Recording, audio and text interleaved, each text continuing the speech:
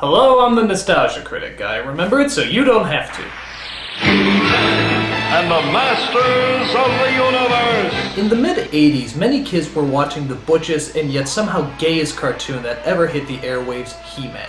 I could tell you what the story's about, but why not let He-Man tell you himself? I am Adam, Prince of Eternia and defender of the secrets of Castle Grayskull. A prince, really? I never would have guessed. Fabulous secret powers were revealed to me the day I held aloft my magic sword and said, "By the power of Grayskull!" I guess he was just going through that holding aloft his magic sword and saying "by the power of Grayskull" phase. But luckily they happen to contain superpowers. And I became He-Man, the most powerful man in the universe. Except for Lou Scheimer, who apparently always gets top billing. So you get the idea. He-Man took place in another dimension where he defended the Castle Grayskull from the evil Skeletor. It wasn't a great show, but we enjoyed watching it, and years later people still love to talk about the gay overtones this show gave us.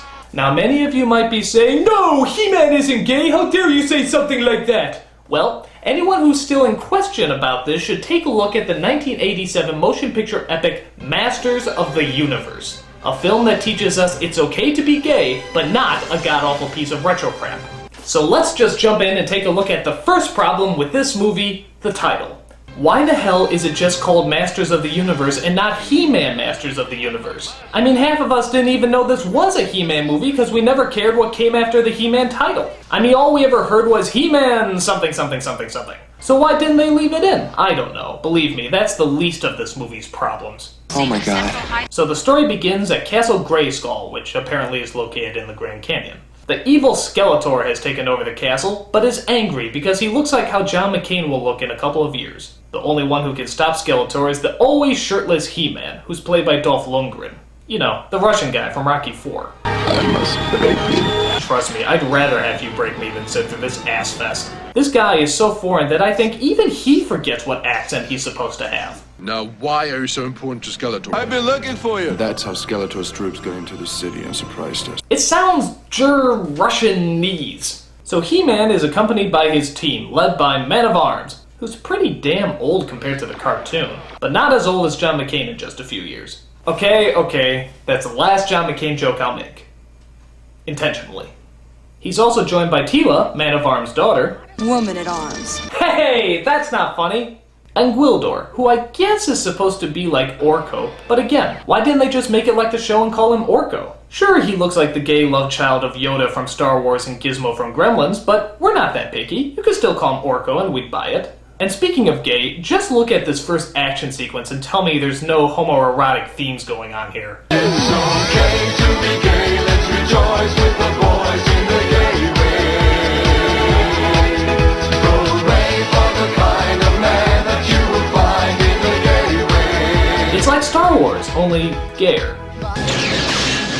Dude, did he just zap that guy in the crotch? Actually, there's a lot of shots to the crotch in this movie. Talk about great balls of fire.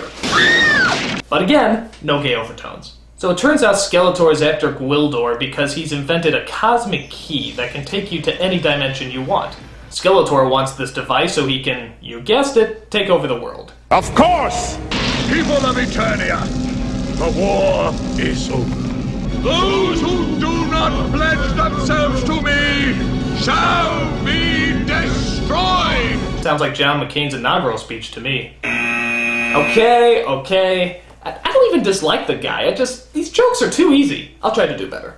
It turns out Skeletor has also captured an enchanted sorceress known as, well, the Sorceress. He-Man tries to negotiate for her freedom. Let her go. I don't think so. Negotiation's over! He-Man tries to save the sorceress, but appears to be outnumbered. So Gwildor opens up the key and sends them to another dimension. It's like Back to the Future, only gayer. So He-Man and his team use the cosmic key to end up in which parallel dimension? Ours, of course, right dab in the middle of New Jersey. So let me get this straight. He-Man, the master of the universe, is going to use all his intergalactic weaponry and medieval-style fighting moves in the suburbs of New Jersey? This is gonna suck, isn't it? Holy shit. Alright, so He-Man is stuck in New Jersey as they're looking for the planet's inhabitants. Alien life form. Big. Let me blast. Wait. It might be intelligent life. In this movie, I doubt that. Oh look! It's the best actor in the movie! At least that line didn't sound rehearsed. Okay, so what's the epic hero He-Man and his mighty crew's first order of duty? To steal buckets of chicken from a second-rate drive-thru restaurant. Of course! Good food. Never think while you're hungry. And the Raiders of the Kentucky Fried Chicken! One of the people who works at that fast food restaurant is Julie, played strangely enough by Courtney Cox. If you break up with Kevin Corrigan, you will regret it for the rest of your life. Kevin's changed. I've changed. A, you still love him, and B, he still loves you. When did this turn to Dawson's Creek? She's bummed because apparently her folks died in some sort of plane accident a year ago. Isn't this just what you think of when you think of a He-Man movie? Your mom and dad wouldn't want you to go around the rest of your life blaming yourself. Would they? No.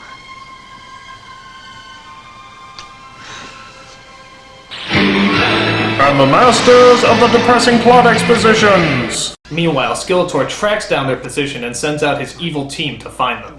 By the way, is it me, or does this guy really like dramatic turns?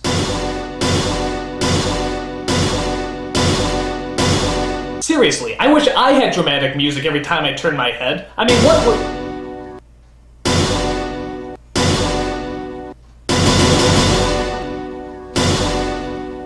So Julie and her boyfriend find the Cosmic Key as Skeletor's troops close in on them. Look at these guys, they look like the Thundercats on the way to the Rocky Horror Picture Show. Yeah, that's what I thought too. Julie and her boyfriend are separated as Julie comes under attack by Skeletor's Muppet demons. He-Man senses Babes and decides he wants to go after her. Once again, we get an erotic dance number, which I suppose is supposed to be an action sequence. I'm sorry, but why does He-Man carry a sword if everyone else carries a laser? I mean, what is the purpose? I don't know. After He-Man rescues Julie, he decides to tell her exactly what he's looking for. Have you seen it? It's this large. It has lights on it. But again, no gay overtones. Meanwhile, Julie's boyfriend meets up with a cop played by the principal from Back to the Future. His job is to bitch and moan as often as possible. You can't order me around. What is this, a circus act? I got vandalism, I got arson. What the hell is going on out there? We got stuff blowing up in my face. Choice, really choice. This guy is so annoying he makes Chris Tucker look like James Earl Jones. Most of the time he's not even solving any crimes. He's just making fun of Julie's boyfriend and messing around with that cosmic key. Is it really wise to mess around with a dimensional manipulator? I mean, you never know what kind of damage you could be causing.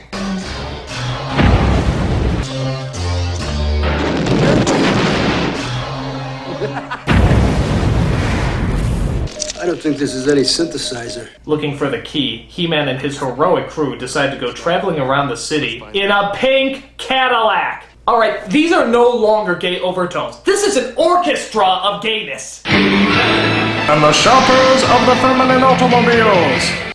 Meanwhile, Skeletor himself arrives on Earth, bringing all his evil armies with him.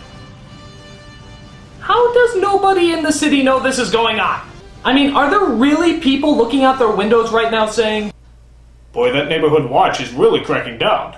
Meanwhile, Julie's boyfriend and Mr. Clean continue to argue and bicker, as no doubt bigger and better action scenes could be taking place right now. Watching these two is like watching an episode of Mad About You, only gayer. Shut up! Actually, I think I realized why the title of this movie wasn't called He-Man. Because He-Man's never in it! Most of the time, it's just focusing on his team, Courtney Cox, or the odd couple here.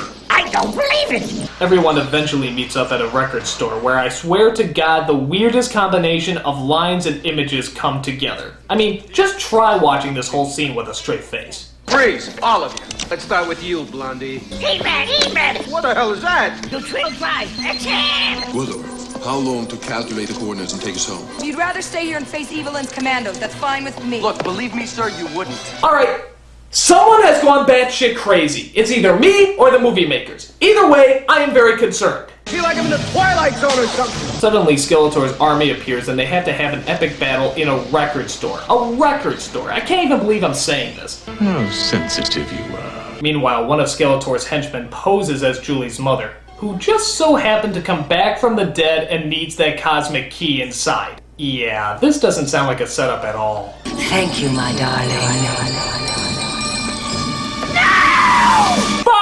I totally didn't see that coming! I think not.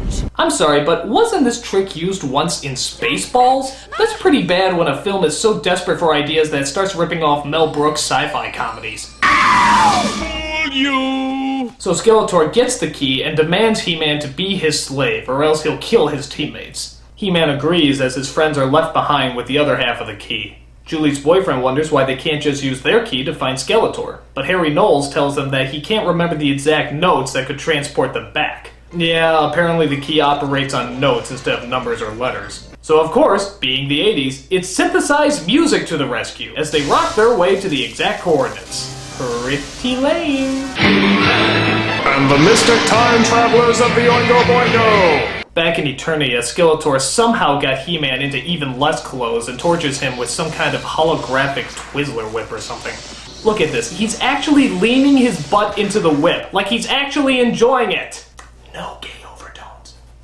And I guess He-Man's sword is the only thing that can give Skeletor supreme power of the universe, or I don't know, some shit like that. So he plugs it into his Nintendo chair and absorbs all the powers of the cosmos, while making the longest goddamn speech in the friggin' world.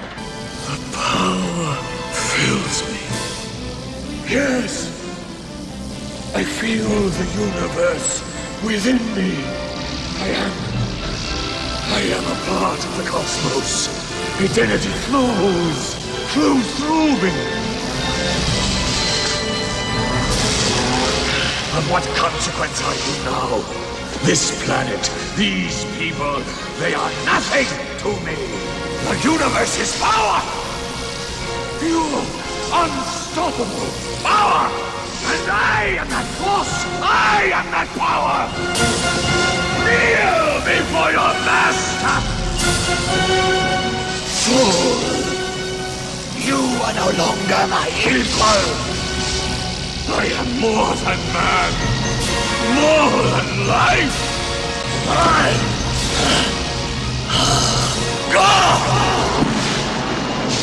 God, this speech is so long-winded and pointless, it's like being in a John McCain rally. Oh, what, it slipped! So after his speech is over, Skeletor uses his demonic powers to become a gay metallic Chiquita Bananator. What?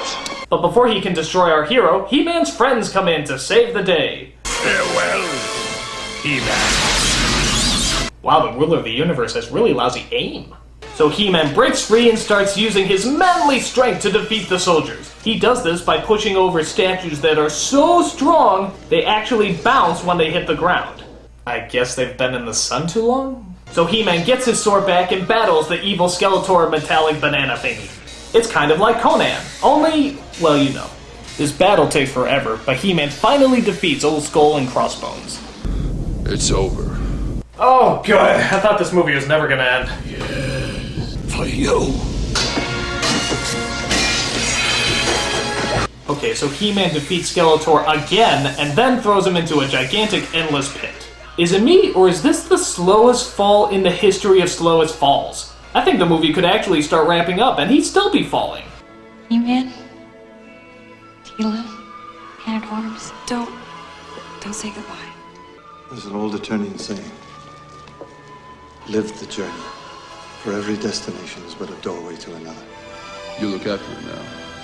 I will. Activate the doorway, Gogo. Are you sure, you don't want to go back to your planet's history? So He-Man saves the day, the sorceress is rescued, and Julie gets sent back home. But wait, there's an added bonus. They sent her back a year before her parents died and before nightgowns look less like the clothing from Little House on the Prairie. So now she can tell her parents not to go on that plane that would ultimately lead them to their doom. So just to reiterate, kids, if your parents die by some sort of horrific circumstance, all you have to do is look for a parallel dimension that has big hunky beef men who can take you back in time and change the whole thing. That way you never have to come to grips with death or the harshness of reality. What a load! Is that what you want to teach your kids? That if family or loved ones die, there's always a chance you can bring them back from the dead? That's like saying He-Man is straight. In that, it's not true. It's a lie. Because he is so gay! I mean, people trying to defend that he's not gay, you're just wrong! Well said. The only thing gayer than him is this movie! It's stupid, boring, and a flaming waste of time. And that's not to say I have anything against homosexuality. It's just, there's gotta be something out there, some kind of alternative hero that's gay, but at least gives us something appealing to look at. You know what? I'll take that over this shit any day. I'm the Nostalgia Critic. I remember it so you don't have to.